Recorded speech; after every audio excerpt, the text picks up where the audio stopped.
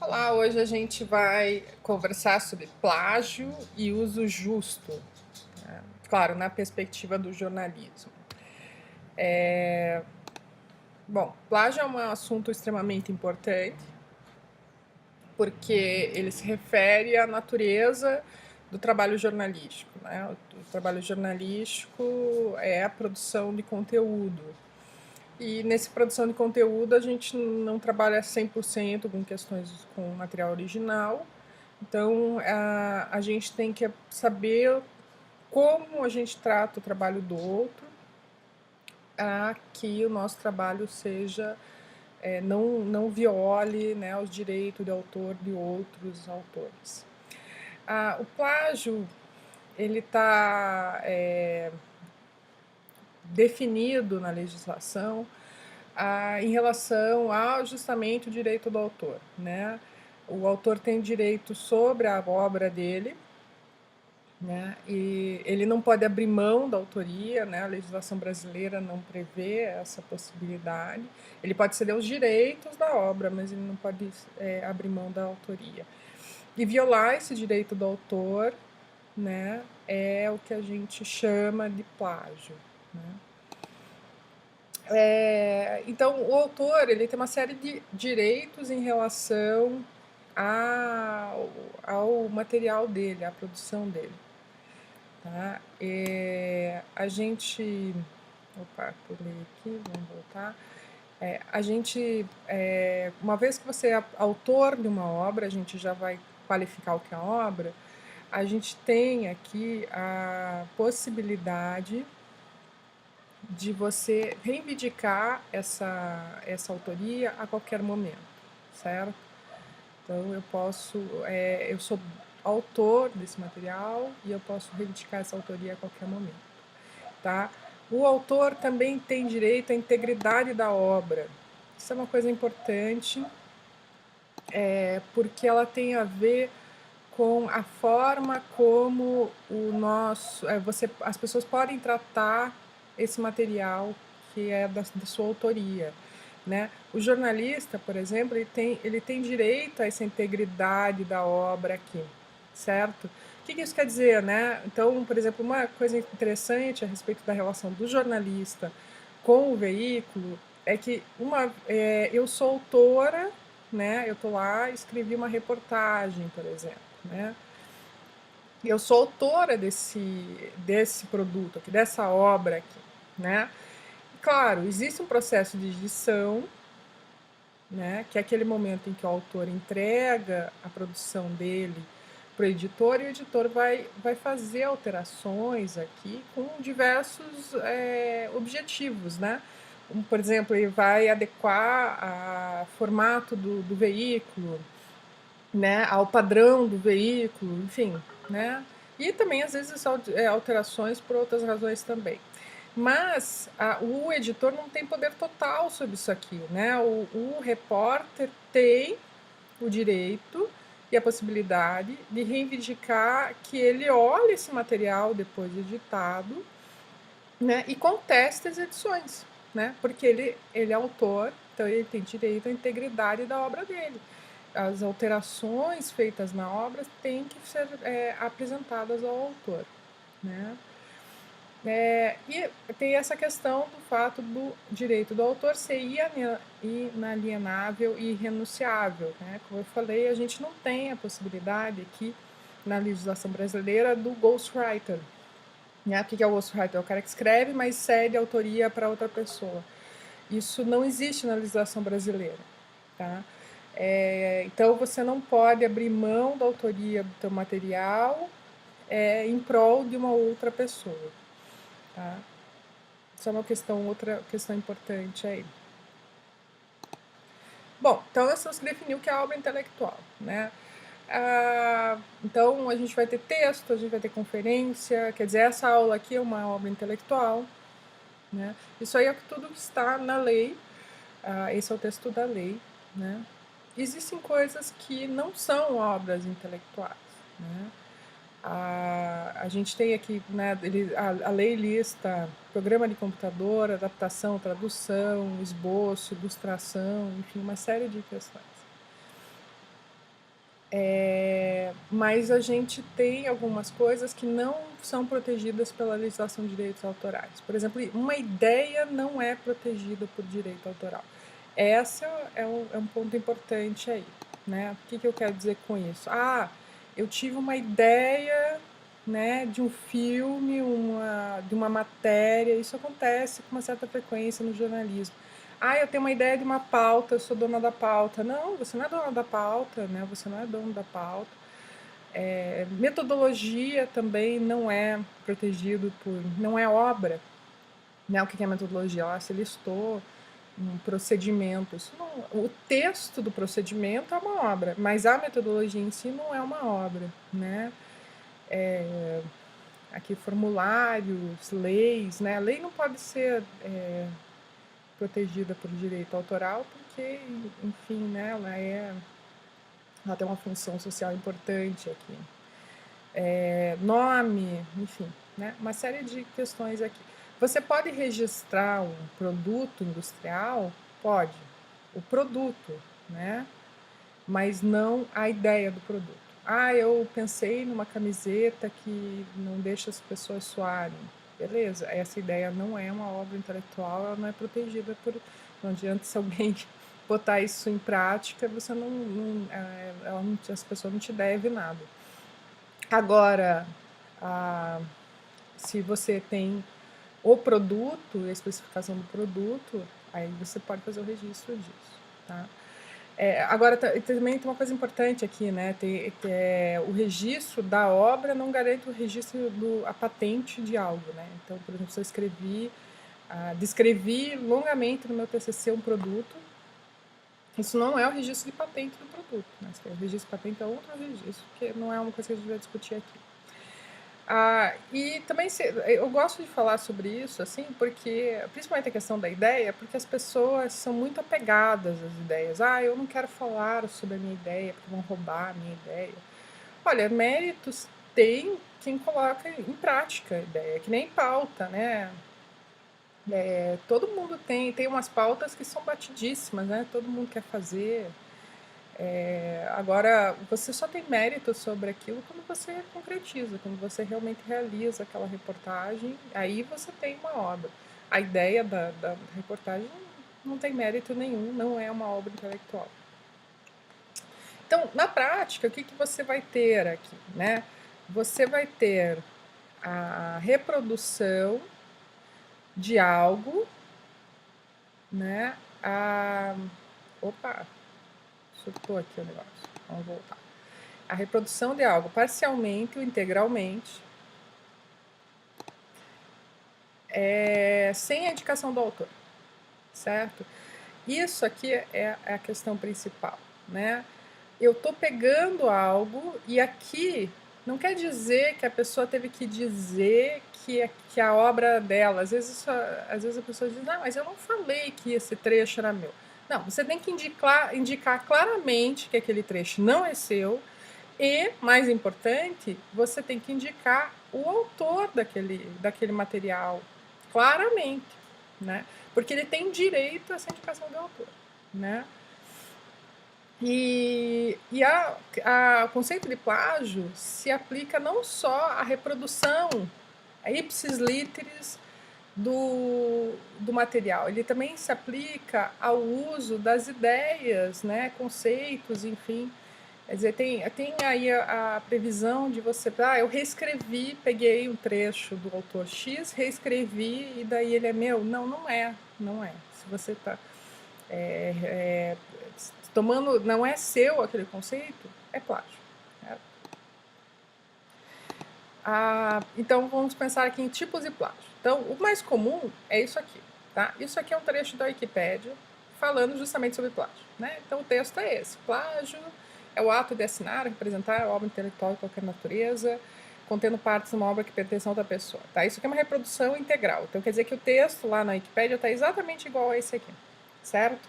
Então, eu reproduzi aqui, não tem aspas, né? Claro, aqui, eu estou indicando aqui que isso aqui é uma reprodução da Wikipédia.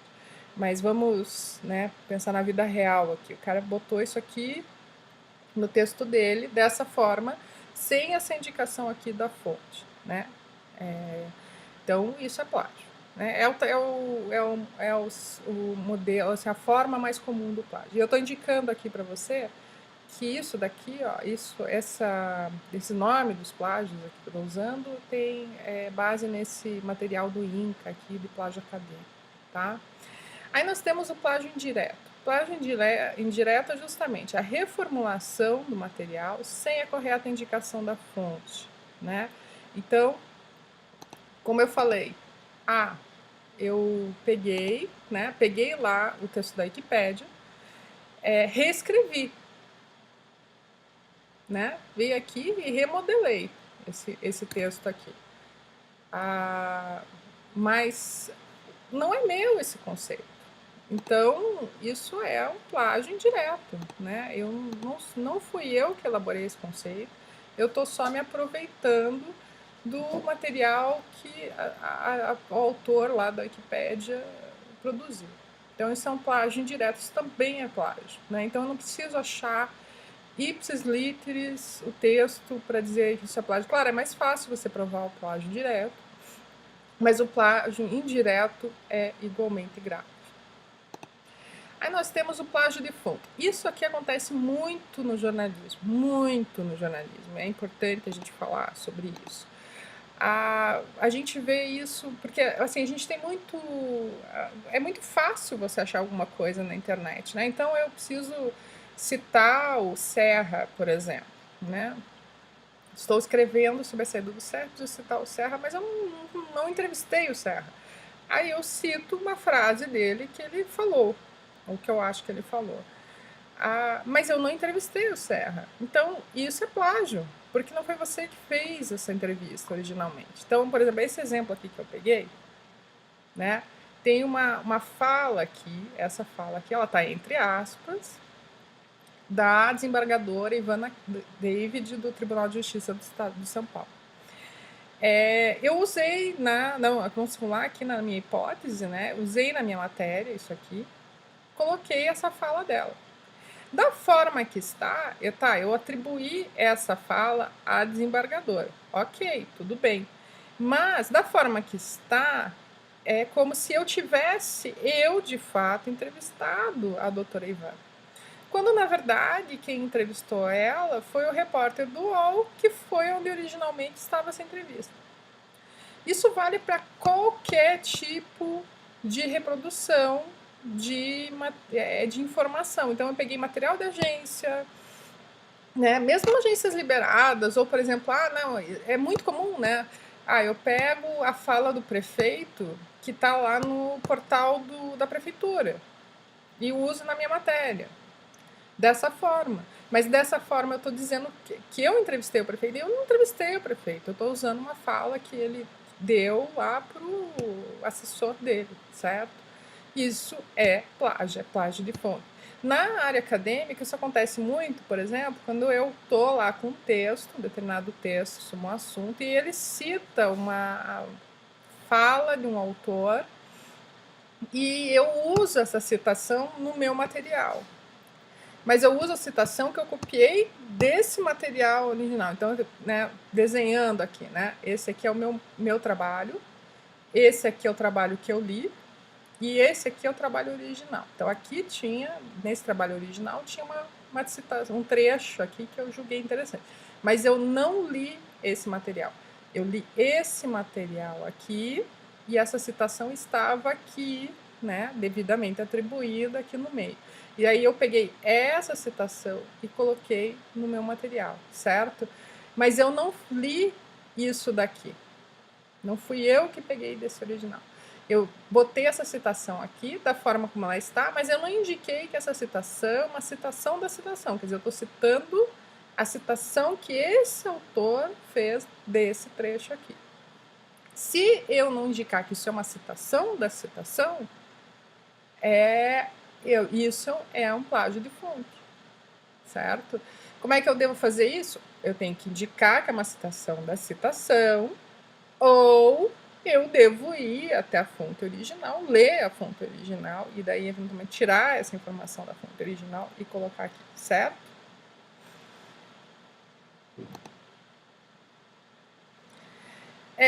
E aí nós temos também uma coisa que é muito comum na vida acadêmica, que é o plágio consentido, né? Que é quando né, aquela coisa comum de bota meu nome aí, eu não fiz o trabalho, né? Isso é um plágio consentido. Por quê? Porque o autor original do trabalho era o colega, né? E a hora que você bota o nome do outro colega que não fez nada, você está atribuindo a ele uma autoria no material que não é dele, certo? Isso é bastante problemático,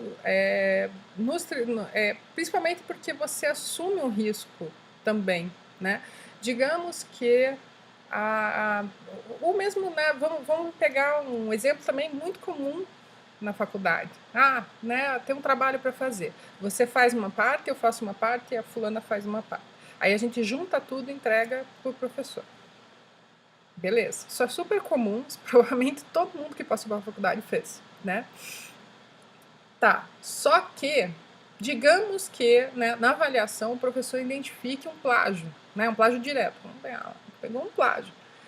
Aí você se reúne com o professor, né? O professor diz, olha, o material de vocês tinha plágio, vocês vão ser submetidos às medidas, né? As universidades têm punição para plágio, o aluno perde nota, fica com 0, às vezes perde nota, o professor, depende de professor para professor, o professor tem liberdade para definir qual é a punição na disciplina, depois o aluno responde a um processo acadêmico, enfim.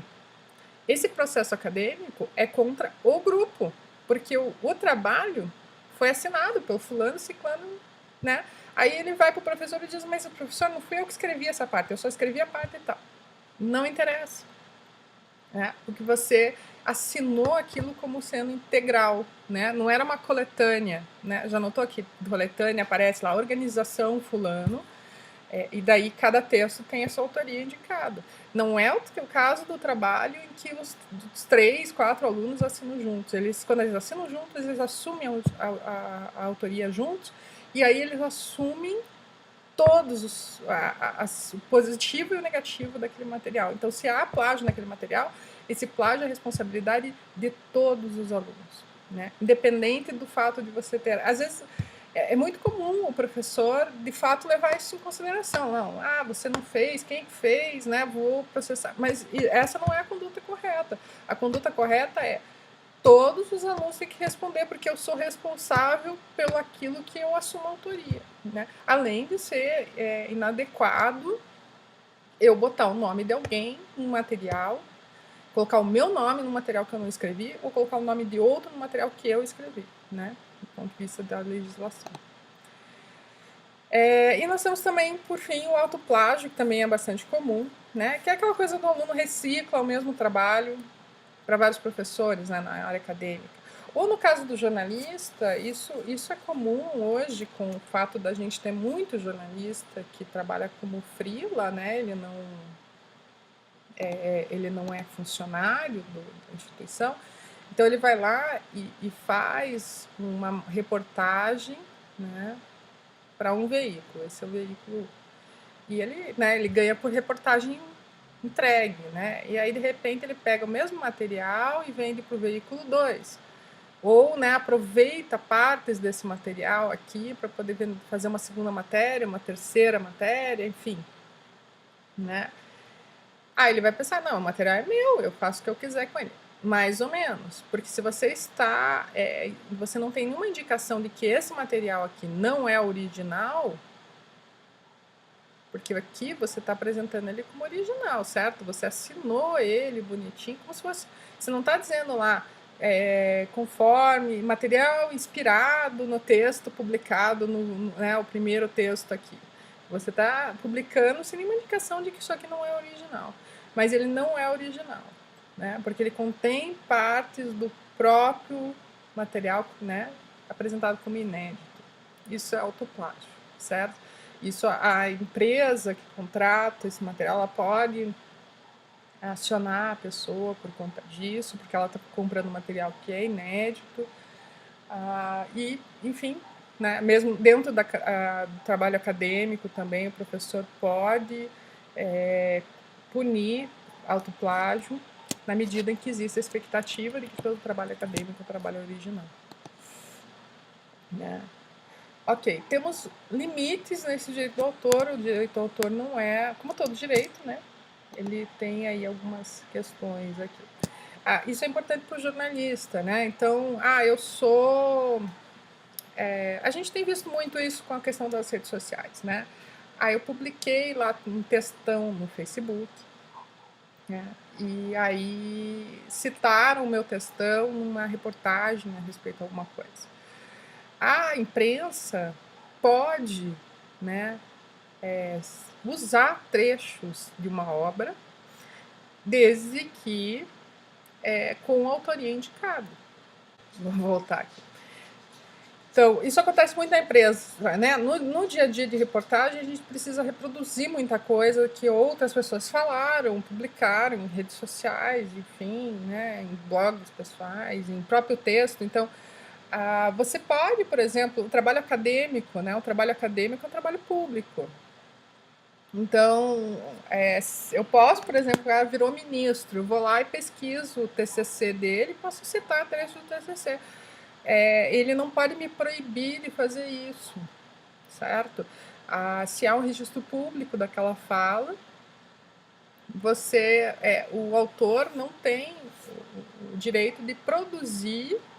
Isso não é uma ofensa ao direito do autor, tá? Desde que, claro, você mencione a autoria, né? Faça a transcrição, né? Não altere aquele material, enfim. Existe também, por exemplo, não existe uma proteção de discurso público, de ata de reunião, né? Essas coisas todas não têm proteção de direito autoral. Né? Existe a reprodução para pequenos trechos, isso é uma questão bastante polêmica, né? Porque a reprodução para pequenos trechos para uso próprio, para estudo e tal, a lei fala que não vai ter intuito de lucro e não vai prejudicar, né, a exploração comercial da obra, mas esses são termos bastante flexíveis, né? Então é uma questão aí bastante, mas a gente não vai entrar nessa discussão, né? É claro, a gente pode, no trabalho acadêmico, citar o autor. É importante, inclusive, né, boa parte do conhecimento acadêmico ela vem do estudo do conhecimento já produzido por outros autores e daí a aplicação desses conceitos a novas situações, enfim. Então, isso não é uma ofensa ao direito autoral. O que é uma ofensa ao direito autoral é o uso dessas citações sem indicação do autor. E, claro, a paródia, né, a brincadeira em cima de algo também ela não, desde que ela não prejudique a exploração comercial da obra, quer dizer, ela tem a função aí de paródia, ela não é um desrespeito à lei de direito autoral. Tá? Aí a gente, só para encerrar, vamos falar rapidamente sobre o uso justo, né, que tem a ver justamente com isso. Então, veja bem, o uso jornalístico, ele se encaixa numa finalidade que é diferente da finalidade, por exemplo, da exploração comercial de uma obra literária, por exemplo. Então, eu não posso pegar e reproduzir trechos de um conto, por exemplo, e sair, né, xerocar e sair distribuindo por aí, porque isso tem um efeito no potencial comercial da obra. Agora, eu posso, sim, como jornalista, digamos, né, um caderno de cultura que é reproduzir trechos de uma determinada obra num material jornalístico, discutindo, fazendo crítica ao material, ou fazendo simplesmente, né, trabalho noticioso em cima daquela obra, isso é um uso justo, isso não é um desrespeito à lei de direito autoral, aos direitos do autor. Tá? Também tem a ver com a dimensão, né, da reprodução. isso não tem uma regra, porque também depende muito da dimensão da obra. Então, por exemplo, se você reproduzir 2 páginas de um conto, é diferente de você reproduzir 2 páginas de um romance, né? Então, tem essa ponderação para fazer. E o efeito desse uso sobre o potencial comercial da obra. Então, quando a gente, no jornalismo hoje, a gente está falando muito sobre curadoria, né? O que é a curadoria?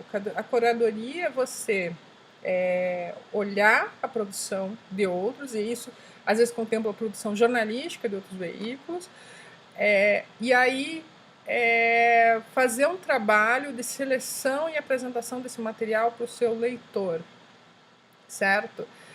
Então, por exemplo, eu tenho lá, deixa eu pegar minha canetinha aqui novamente, eu tenho aqui a minha newsletter, né? Criei uma newsletter e essa newsletter vai listar os principais destaques a respeito das notícias políticas, né, da minha região, certo? O que é uso justo aqui? Eu não estou reproduzindo a íntegra da notícia, né? O meu trabalho aqui é um trabalho de sistematização, então de centenas de sites e publicações, etc. Eu estou pegando né, aquilo que de repente no meu só um minuto. Bom, então eu estou aqui, né, pegando várias fontes, eu estou pegando um material aqui que eu estou achando que é importante e estou selecionando aqui para o meu leitor, e daí estou indicando o link para a produção original, né? Eu vou aqui de repente fazer um resumo, né? Enfim, de alguma forma apresentar esse conteúdo para ele, mas direcionar o meu leitor para o conteúdo original sem prejudicar o potencial desse material. Claro que a gente pode discutir aqui que, né, na medida que as pessoas não leem, né, elas clicam um pouco aqui, né, isso pode ser prejudicial ao potencial comercial, mas aí temos que, né, discutir cada questão pontualmente. Mas a gente pode jornalisticamente trabalhar com essa ideia de curadoria, quer dizer, de tratamento, né, sistematização das informações, organização dessas informações, sem desrespeitar a lei de autoria, né, sem desrespeitar os direitos do autor, e prestando um serviço para o nosso leitor que precisa, né, nesse mar de muito conteúdo, saber o que é passível de ser usado, né? Então a gente tem aí uma lista de boas práticas.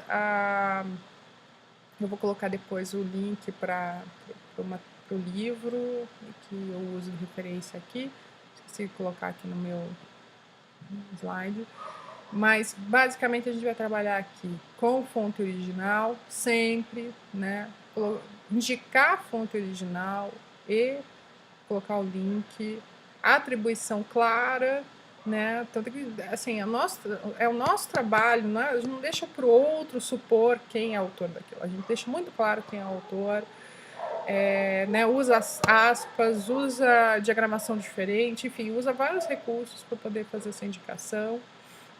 Né? No caso de curadoria, é importante que você tenha a produção original como parte do teu projeto, né? Você não depende só da produção do outro, você está criando conteúdo novo a partir do conteúdo do outro. E, obviamente, trabalhar com fonte de qualidade. Né? Então, é isso que a gente tinha para discutir hoje sobre plágio e uso justo. A gente se vê numa próxima oportunidade.